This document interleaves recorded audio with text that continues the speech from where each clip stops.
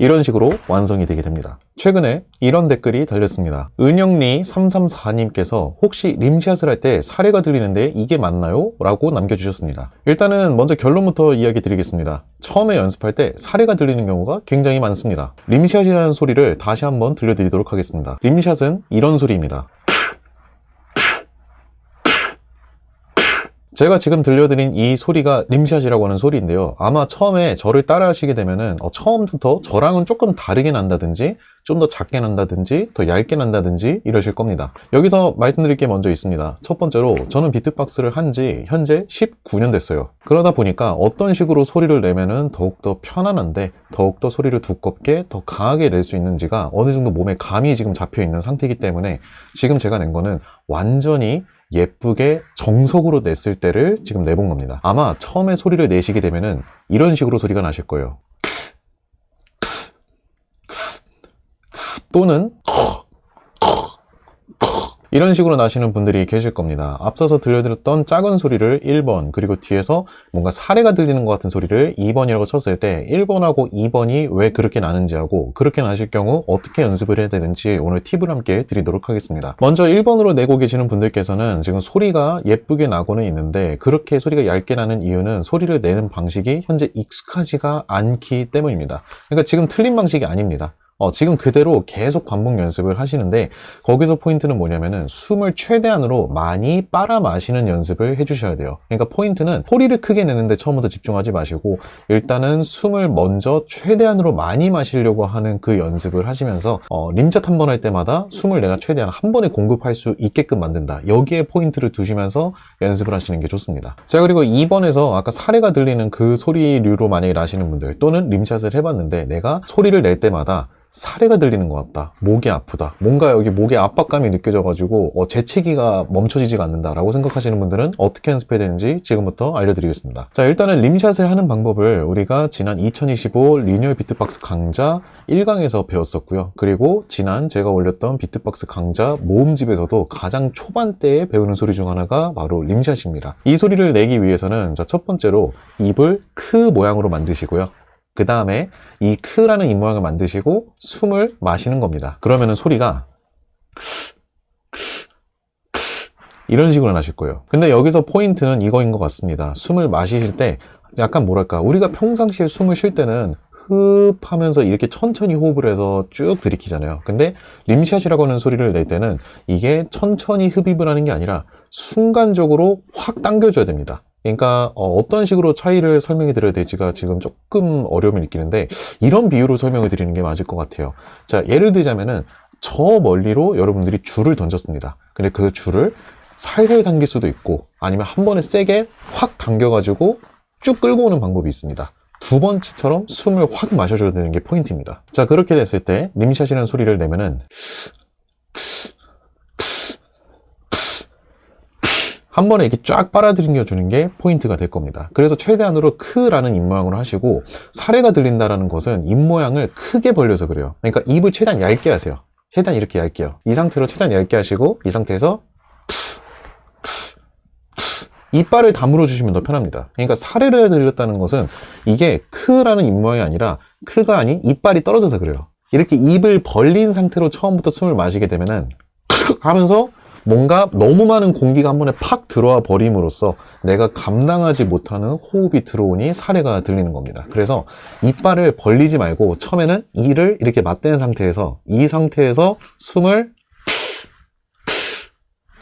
이런 식으로 마셔주시는 게 처음에는 사례가 안 들리고 좀 편안하게 하실 수가 있습니다. 자, 그리고 이제 여기서 팁을 좀 드려보자면요. 이렇게 이빨을 맞닿은 상태에서 숨을 그냥 마시다가 나중에 내가 이제는 림샷이라는 소리를 낼 때 숨을 마시는 게 좀 편해졌다 하시면은 그때부터 혀를 대시고서 따라 하시는 거를 추천드립니다. 그러니까 우리가 지금은 혀를 따로 대지 않고 그냥 혀를 내린 상태에서 크 하면서 숨을 빨아들이는 것으로 제가 알려드린 걸로 기억하고 있습니다. 그렇게 알려드린 이유가 맨 처음부터 혀를 대고서 하시게 되면은 입을 벌리고 하게 되세요. 그러면은 입을 벌리고 하게 되면은 아까 전처럼 하면서 숨을 세게 마시니까 사례가 들리게 되는 거거든요. 그렇기 때문에 가능하시다면은 이빨은 절대 벌리지 마시고 무조건 내리고 혀도 세우지 마세요. 혀 내리고 이빨 닿은 상태에서 이런 식으로 마셔주면서 연습하시면은 사례가 들리지 않고 연습할 수가 있습니다. 자, 그런 다음에 제가 방금 알려드렸던 방식으로 이제 꾸준히 연습을 하시게 되면은 어떤 식으로 소리가 변해가는지 일단 단계의 과정별로 알려드리도록 하겠습니다. 이빨을 다문 상태에서 혀를 내리고 소리를 내는 것, 이게 1단계라고 치면은 처음엔 소리가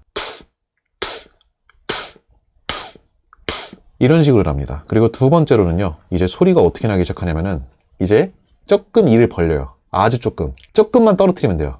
그 상태에서 이게 이제 2단계입니다. 자, 그리고 3단계로는 이때부터 혀를 세우시면 됩니다. 그래서 혀를 세운다는 게 뭐냐, 혀 끝을 입천장에 대는 거예요. 이런 식으로요. 붙이는 거예요. 혀를 입천장에 붙이고 이 상태에서 크라고 마시면은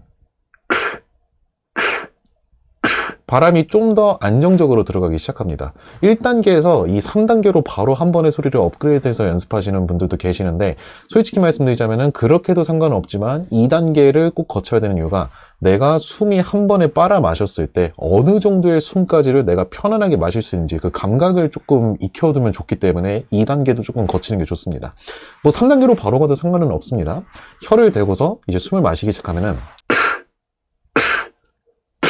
이렇게 나기 시작합니다. 자, 그리고 나중에 이 3단계까지가 익숙해지시게 되면은 이거를 숨을 마시는 방식을 좀 더 세게 마시게 됩니다. 그래서 이걸 더 세게, 여기서 이제 완전 내가 가능한 온 힘을 다해서 세게 마시게 되면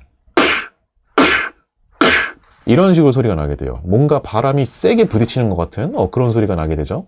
자, 이때 이 바람이 세게 부딪히는 감각을 최대한 집중해서 극대화를 시키면은 림샷의 상위 호환인 소리인 캐스네어라는 소리가 됩니다. 바로 이 소리예요.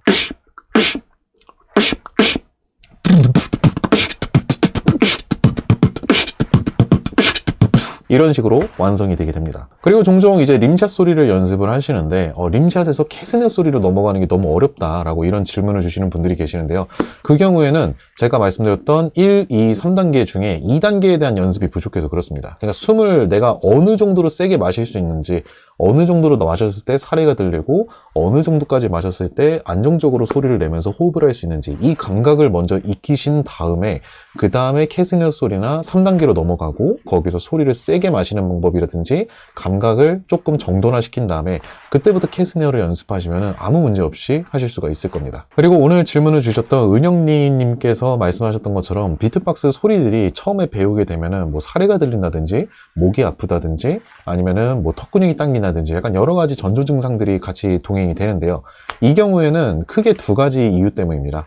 첫 번째로는요, 처음부터 힘을 너무 세게 주셔서 그래요. 그러니까 내가 만약에 소리를 내는데 이거 소리를 힘을 더 줘야만 소리가 나는 건가? 라고 생각하셔서 힘을 무리하게 해주시면은 뭐 사례가 들릴 수도 있고요. 정말 심한 경우에는 목이 너무 아프고 따가움을 느낄 수도 있습니다. 그래서 가능하시다면은 내가 목이 아프다든지 사례가 들린다든지 이 정도로 힘을 주지 마시고요. 처음에는 내가 편안하게 할 수 있는 정도의 힘까지만 주시면서 연습하는 게 가장 좋습니다. 그리고 두 번째는 뭐냐면요, 내가 연습을 너무 열심히 해서입니다. 그러니까 참 아이러니하죠. 이제 내가 뭔가 할 줄 몰라가지고 연습을 많이 하면은 금방 될 것 같은데, 이게 비트박스가 좀 특이한 게 하나가 있습니다. 그게 뭐냐면 정확한 방법으로 하면은 누구는 배우자마자 바로 하기도 하는데, 이 정확한 방법이 숙지될 때까지 뭔가 조금 다른 방법, 정식적인 방법이 아닌 다른 방법으로 너무 많이 연습할 경우에는 입술이 아프다든지 턱이 당긴다든지 목이 아프다든지 여러 가지로 좀 부작용으로 조금씩 나타날 수가 있습니다. 그래서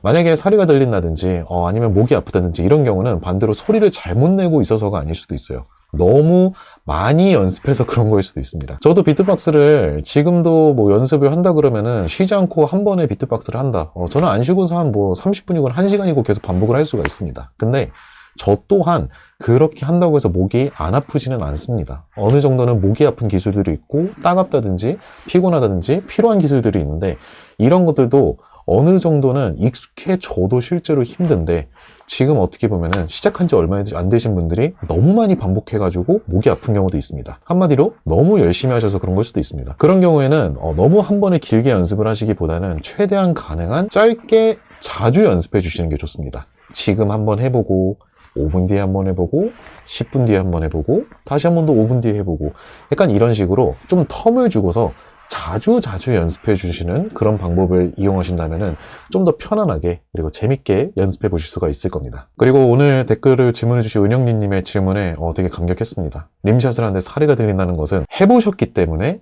무조건 그런 거거든요. 저희 강좌 영상을 시청해 주셔서 감사합니다. 오늘 이 영상이 도움이 되셨으면 좋겠습니다. 만약에 또 연습을 해보시는데 만약에 안 되거나 어려움이 있다고 느껴진다면 한 번 더 댓글로 상태를 공유해 주신다면 가능한 도움이 되는 곳까지 정보를 공유해 드리도록 하겠습니다. 감사합니다. 오늘 영상 재밌게 보셨나요? 혹시 오늘의 영상을 보시고서 비트박스를 한번 배워보고 싶다거나 어떻게 하면 이런 사운드를 낼 수 있을까 만약 궁금해지셨다면요, 저희 채널에서 배워보실 수 있습니다. 저희 북박TV에서는 비트박스의 기초 소리부터 고급 테크닉까지 비트박스를 시작해보고 싶으신 분들을 위한 다양한 전문 강좌 영상들도 준비되어 있습니다. 비트박스를 배워보고 싶으신 분들께서는요, 많은 관심 부탁드립니다. 또한 저희 북박TV 멤버십에 가입하신다면 저의 특별 노하우가 담긴 멤버십 비트박스 강좌도 만나보실 수 있습니다. 그리고요, 현재 한국에서 가장 많은 비트박스 매니아들이 모여있는 네이버 카페 오픈 채팅도 운영 중이니까요, 많은 관심 부탁드립니다. 시청해주셔서 감사합니다.